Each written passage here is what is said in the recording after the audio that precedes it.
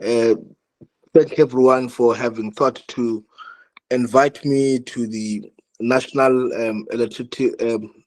Electronic Media Institute of South Africa Bootcamp, which I believe is hosted together with the University of South Africa, and to all the participants that are part of the bootcamp, which we believe that is really held, amongst other things, to help us as a country to really begin to have all the data and all the solutions that can assist us to resolve um, on a number of our challenges that we face since 1994, as we began as a country a new trajectory of development. And allow me to begin the task that which we have been requested to perform today, amongst which we had been requested to give a perspective on the policy direction of the country, and well as give to some extent instances what are some of the business processes that are required in order for us to really achieve what the policy objectives of our country actually seek to achieve. I would really start by saying that the the South African government as it exists today, we all know um, for this or that other reason that this is a South Africa whose creation is a product of a protracted struggle of our people since the time immemorial, and our people have been fighting side by side, obviously being led by various organizations, at the center of which in the mass democratic movement was the African National Congress, which ultimately became part and parcel of the Government of National Unity in 1994, and getting a right to govern on its own without a Government of National Unity for the first time in 1999. Now, the African National Congress as a governing party, obviously governing with other parties that have been elected into office, we think that it is the main driving force in terms of the policy direction of the country as it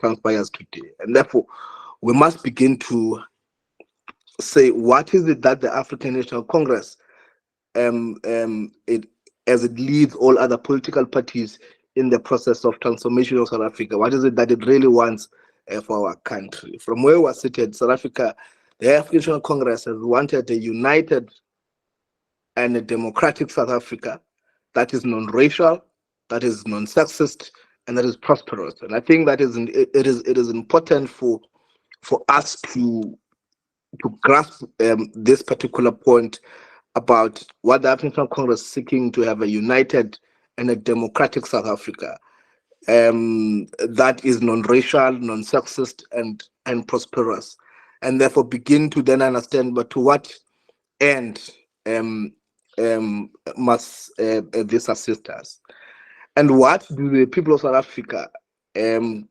our view, all want from the South African government as it exists today. We believe that the people of South Africa today, they all want to enjoy equal rights and have opportunities to improve the lives of their families.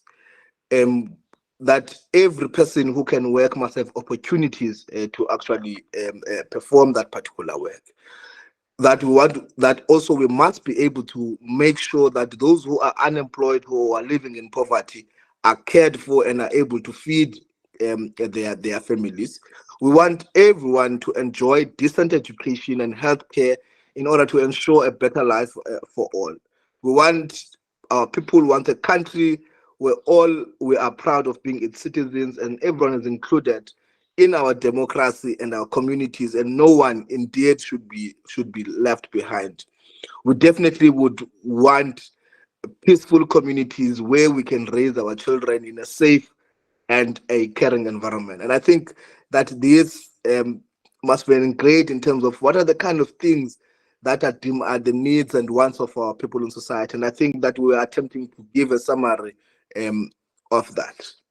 But we have obviously had to overcome a number of challenges. And most recently, I think as a country, we have recently had to overcome the COVID-19 pandemic, which led to the loss of many lives and caused great damage to our society. And definitely, from where we are seated, program director, we can't forget some of the difficulties, the shutdowns, staying indoors, no gatherings, businesses closing, job loss, schools shut, and obviously our heroic healthcare professionals that were fighting to save lives alongside with all our people, and some of them also having engaged in some of the traditional African ways of responding to some of our challenges, and our people also began to use some methods in terms of African medicines. We definitely uh, had to get vaccines, all of us, and the 2 years of this pandemic had badly had both the South African and the global economy. And obviously, from this standpoint, economic recovery has been very difficult as we had to still cope with one crisis after the other, even after COVID 19. Immediately after the COVID 19, the whole world focused on the Russian and Ukraine conflicts that started just as the world was recovering from the pandemic. And this has caused a massive fuel and food price increases. So if we were to talk about the situation in the country of unemployment, poverty, and inequality in the context of the Russian-Ukraine conflict that caused a massive fuel and food prices, this definitely would have created a situation where many households who were already in a depressing situation insofar as household incomes are concerned, but now with rising prices, it really began to create a situation of really falling real incomes across the country. And it has then left the world in a more unsettled and divided place. Hunger and poverty have increased everywhere across the globe. And obviously, as we seek to do many of these things that our people want, and the kind of society that we seek to build in South Africa, as led by the African National Congress, that of trying to have a united and a democratic South Africa, which is non-racial, truly, and non-sexist, and also provide some prosperity. We have not been spared of the challenges that have been brought about by climate change that has hit our country and Africa with devastating floods and droughts. And obviously, the floods would have also caused a lot of destruction insofar as our public infrastructure is concerned, would have caused a lot of challenges insofar as rural houses and disasters on agricultural produce that were occasioned by our droughts. And obviously, in the post-COVID-19 period, even though the agricultural sector was one of the sectors that were still able to operate even during COVID-19 and therefore was not really negatively hit. But the climate change effects, such as the drought and the disaster occasioned by floods, really also had our cultural sector and many of the other sectors in our economy.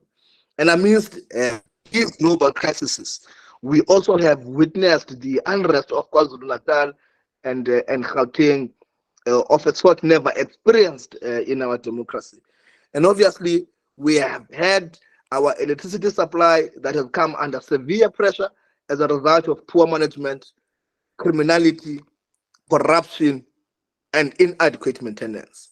So if this bootcamp were to assist us on any data, would have to be to assist us to really understand in reality the actual situation of the asset base of our country, the actual state of all public assets, and what needs to be done in order to actually have assets that can deliver services to our people on a sustainable manner.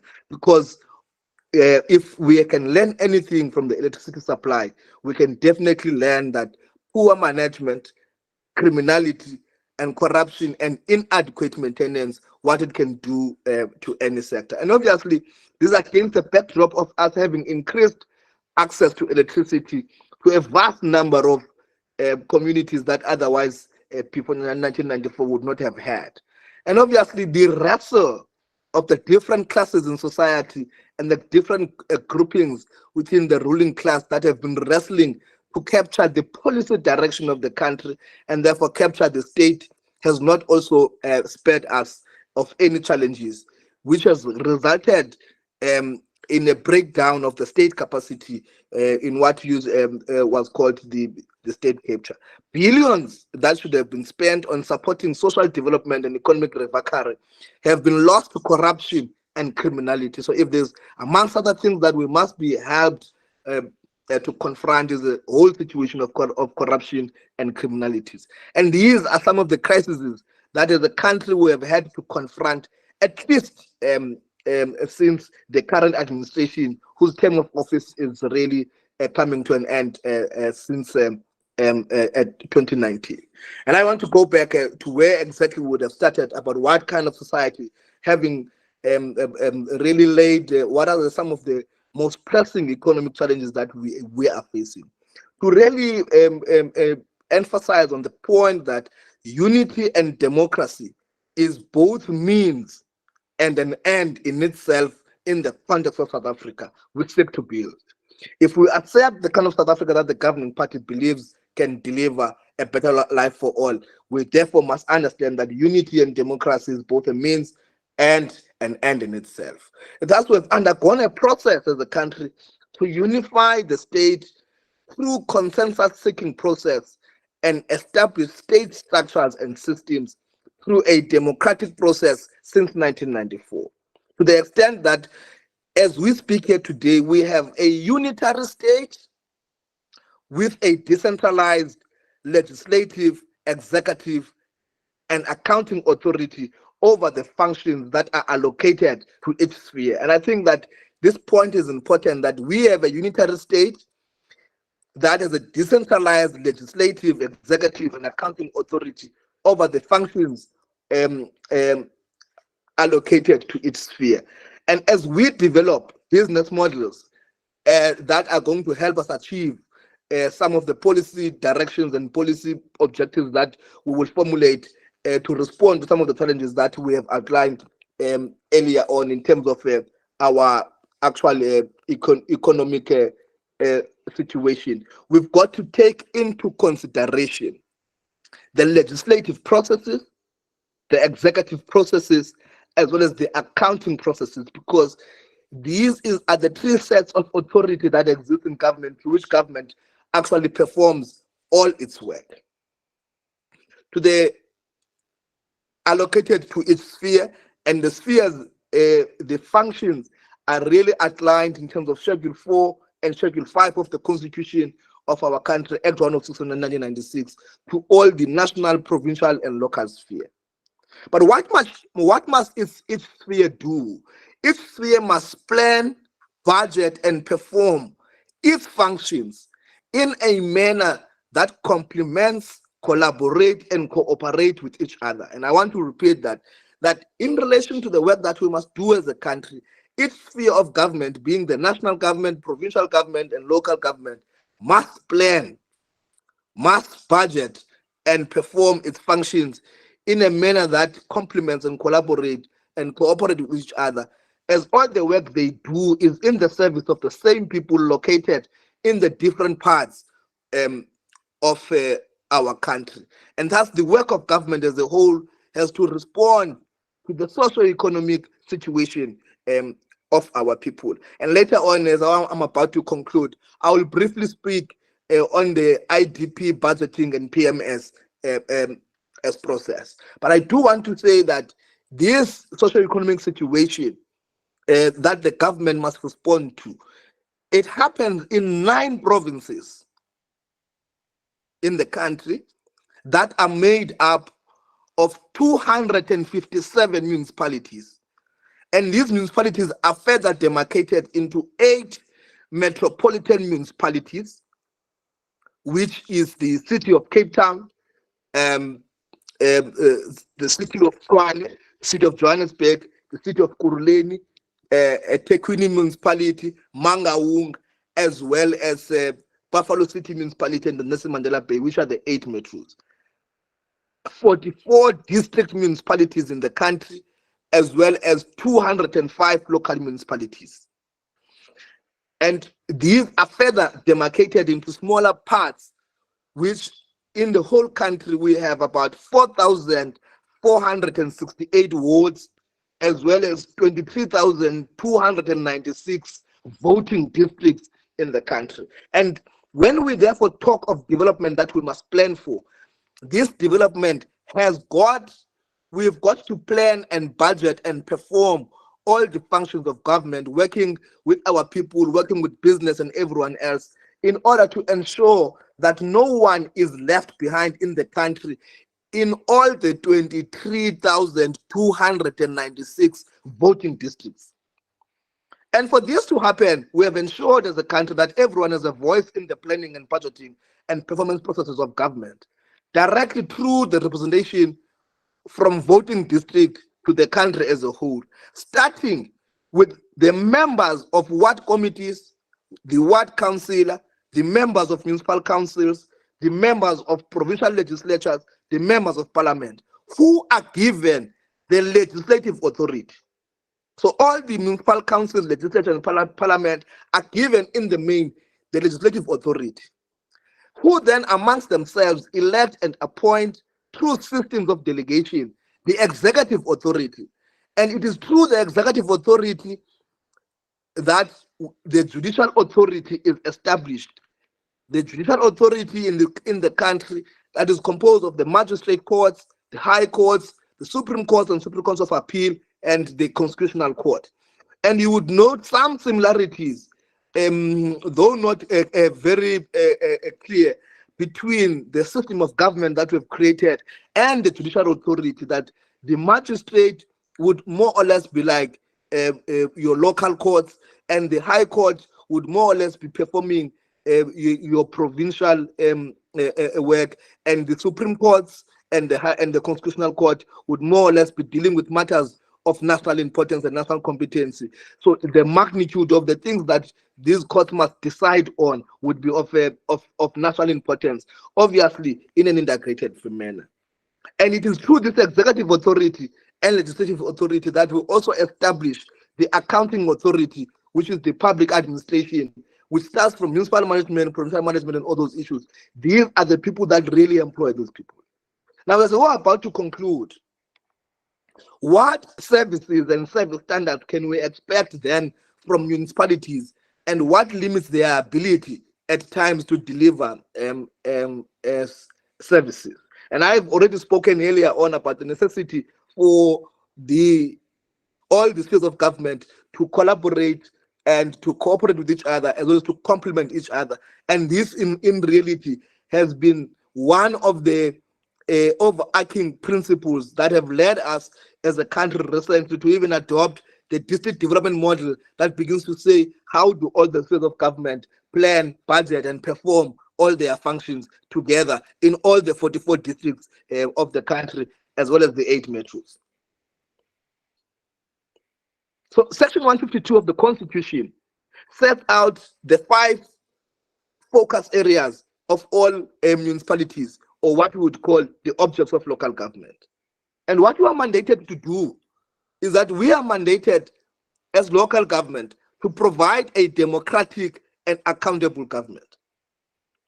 And you can therefore draw similarities between what appears in the Constitution and really what the governing party since 1994 has also sought to create in South Africa, that of ensuring that we have a united and a democratic South Africa. And therefore, hence, the government as it exists is also enjoined by the Constitution to provide a democratic and accountable government.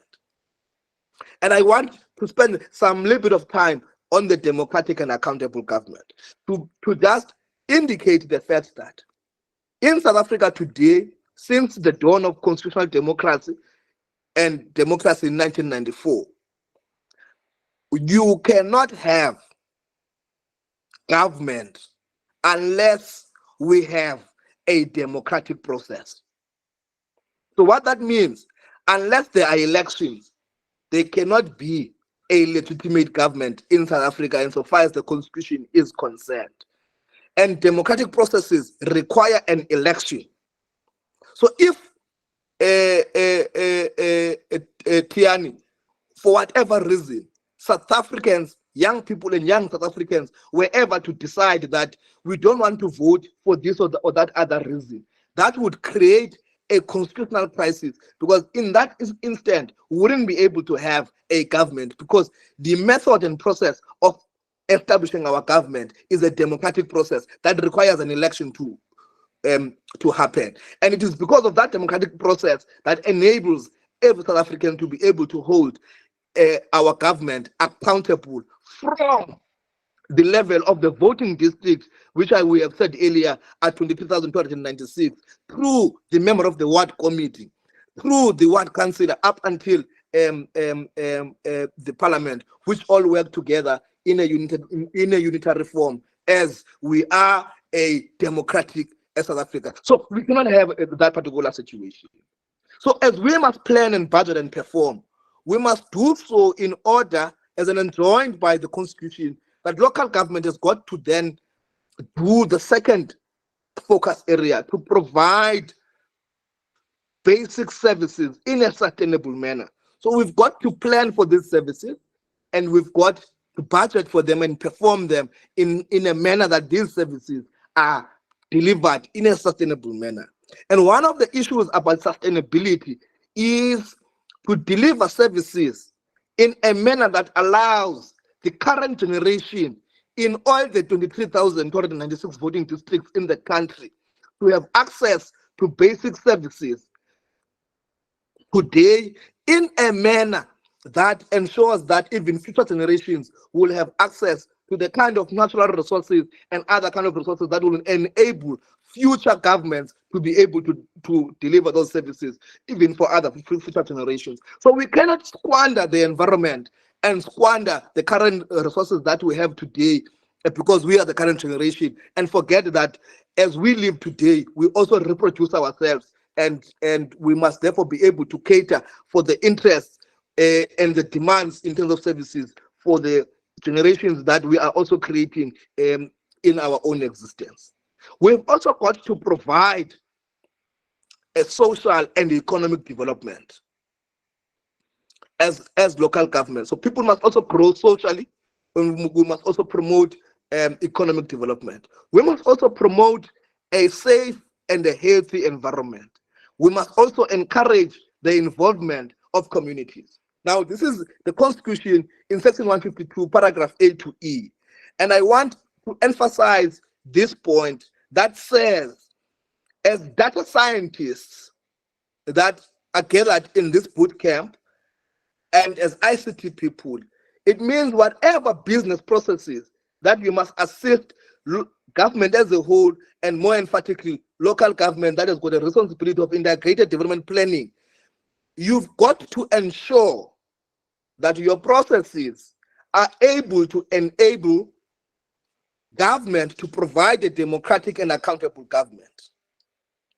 We're able to run elections that are credible, even using data science. We are able to ensure that ultimately the product of elections is a product wherein the majority, the overwhelming majority of our people, if not 100% of them, are able to participate in the election. A typical example that we can pose as a question to this boot camp: if when we are born, we all are registered in terms of our birth by Home Affairs, and we then are recognized as South Africans, at a particular point, we then get an identification, an ID book, because we have come of a particular age. And we have proof of addresses that we submit for this or that other banking or whatever type of experience. Why should we really have a situation where, in order for us to vote, we must then be able to go online and register on IEC separately? Why can't these processes be integrated such that if you are on the national register, once you come of a particular age, you must then be allowed to vote? So these are some of the questions that we must ask ourselves. Obviously, taking into consideration the fact that we've got different spheres of government that operate in different areas of um, our country, and sometimes people register to vote in order for them to be known by IEC that these people reside in the Eastern Cape, these people reside in a particular municipality, and this is where they can vote and establish their government in, and all those issues. So I'm saying it's one of the issues that I'm saying we've got to consider going forward, and many other things that we can really think about. Now, according to the Municipal Systems Act, a basic service is one that ensures acceptable and reasonable quality of life. And I am saying this, so as we think about how we can assist government to plan, budget, and perform their function to deliver basic services in a sustainable manner, promote social economic development, we've got also to understand that the Systems Act currently, insofar as local government is concerned specifically, says a basic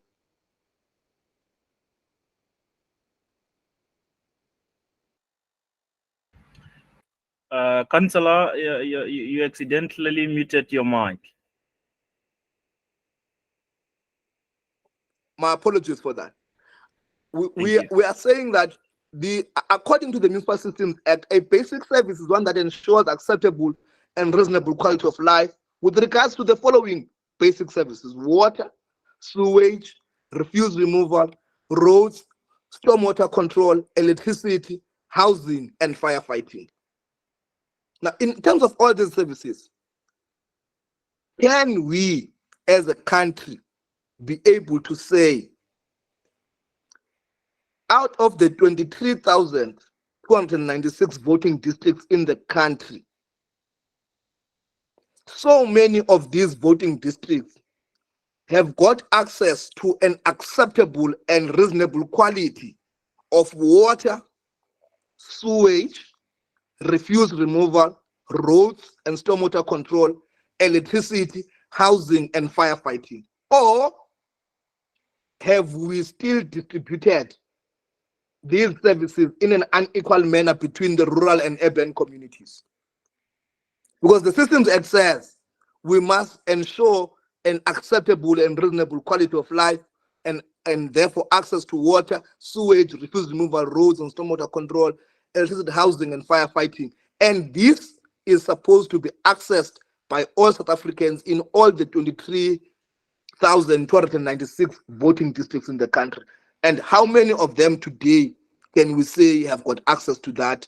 And how much money would be needed from a budget point of view in order for us to do that particular work? And looking at our budget that is available in all municipalities and in the whole country, by when can we actually finish that particular work? Now, service delivery is limited when national or provincial government delegate their responsibilities to local spheres through unfunded mandates. Our limits as government includes a shortage of income due, particularly in municipalities, to service users, non-payment, government grants being too little, and at times poor financial management. Our factors include lack of suitable land, poor cooperation within spheres of government, or being in a remote location. Practical circumstances can also limit a service delivery. Now, I want to conclude by saying we then do three processes, all government, which I've been emphasizing: planning, budgeting, and performance. And these are done through development plans. And development plans in South Africa are done through 5-year plans. And the 5-year plans are further, in some instances, particularly since we've also got into, so planning goes in, is further divided into three categories: the short-term planning, there's medium-term planning, and there's long-term planning. So short-term planning is annual, it is 1 financial year. Medium-term planning is 5 years, and as well as long-term planning is 30 years. But on the budgeting side of things, short-term planning is 1 financial year, medium-term planning is 3 financial years, and long-term planning and long-term financial planning is anything that goes up to 30 years, but obviously above the 3 years. And therefore, performance has got to be done in combining the short-term plans, which is in terms of development, short-term plans for 1 financial year, and the resources available in terms of the budget, marrying those together in order to actually determine your performance targets as each government on a month-to-month basis, on a quarterly basis. And this is the plans through which you can be able to also hold the different spheres of government accountable, that these are your plans, this is your budget, this is your annual performance plan in terms of national and provincial government, or this is your service delivery budget implementation plan in terms of local government. And these are the targets that you have said you are going to do. How far are you? What are the challenges? And how can we work together to really turn things around? Now, what are the processes that are done in producing these IDPs? And I'm really concluding now. Now, the IDP goes through a process of about 4 or 5 phases. The first phase is where the municipality engages all spheres of government that are operating in that particular area, national, provincial, and local government, all together in that municipality, working within different administration. They perform what we call a situational analysis, and they do this together with the communities. The situational analysis is exactly doing what I was asking in terms of the state of basic services in all the 23,000 voting districts in the country. What is the actual situation of these functions? What is the actual situation of access to water, access to electricity, to refuse removal, access to education, access to health, access to many other facilities? What is the access to many amenities that may be there? So we then develop a record that says these voting districts composed of this number of suburbs or streets or villages has this particular situation in terms of the actual services that are there.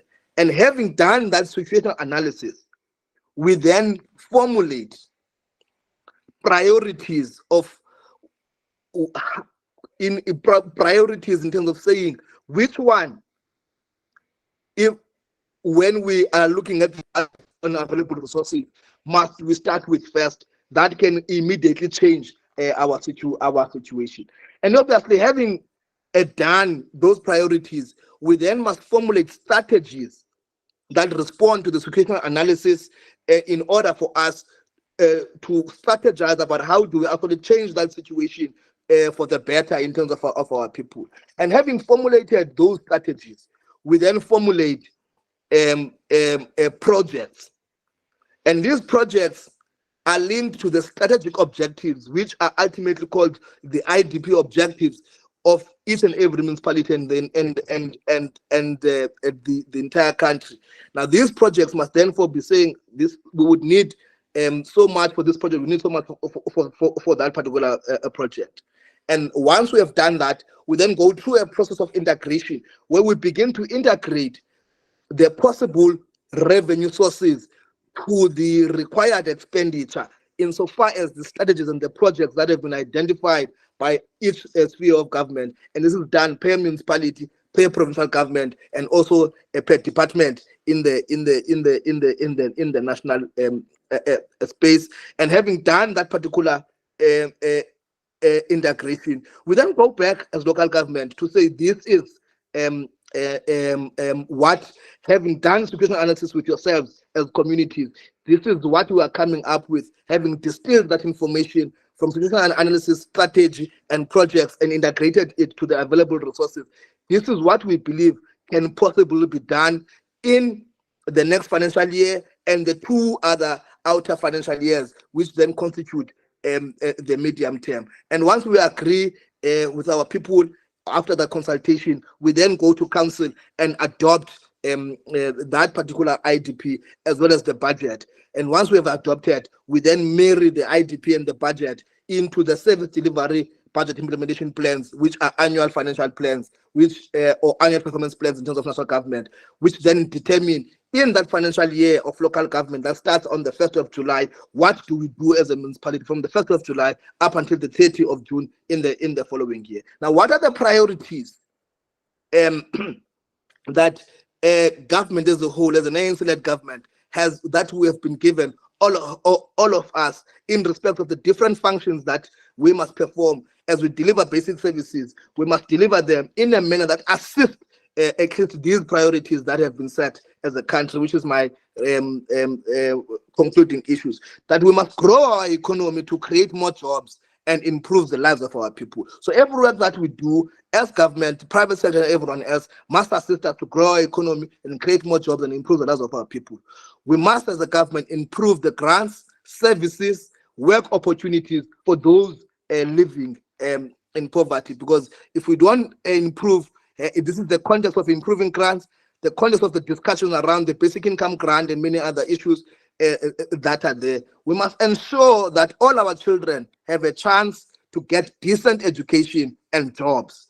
We must build and maintain roads, railway, water, and electricity supply. And definitely, we must rid our country of violent crimes and clean out corruption in government as well as in the private sector, in order to set our country on a trajectory of truly building a united, democratic, non-racial, non-sexist, and a prosperous South Africa.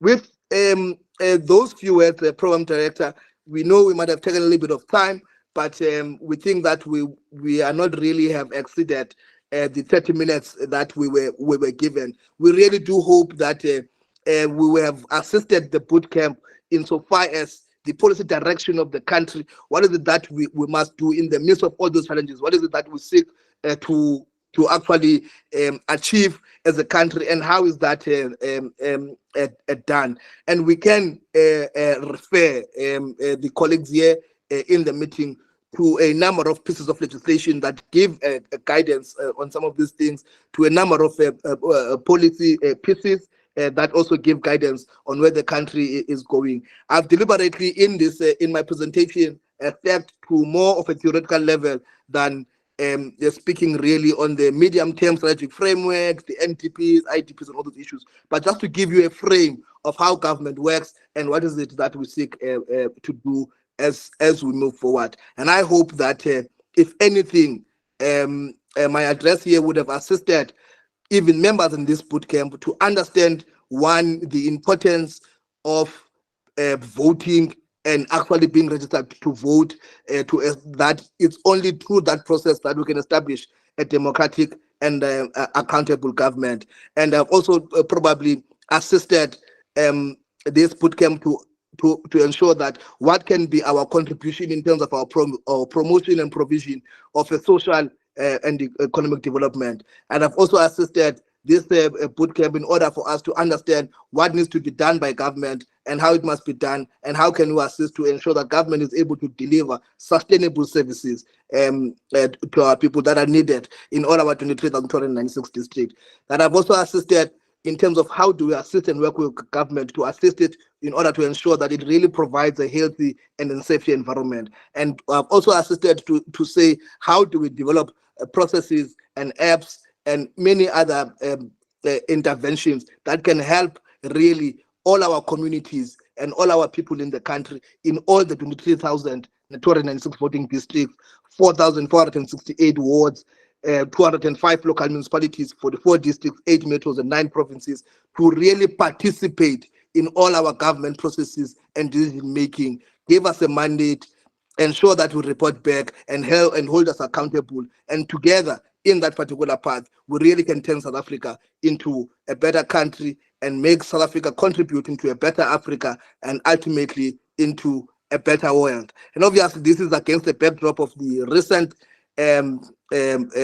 contributions by South Africa in terms of the situation that is happening in Israel and everywhere else across the world. We have played quite a positive role in the Russian-Ukraine conflict, the Israel issues, and we also enjoy that this platform must also help us to really grapple with both global, continental, national, provincial and district and local ward and voting district challenges in our country. And thank you very much.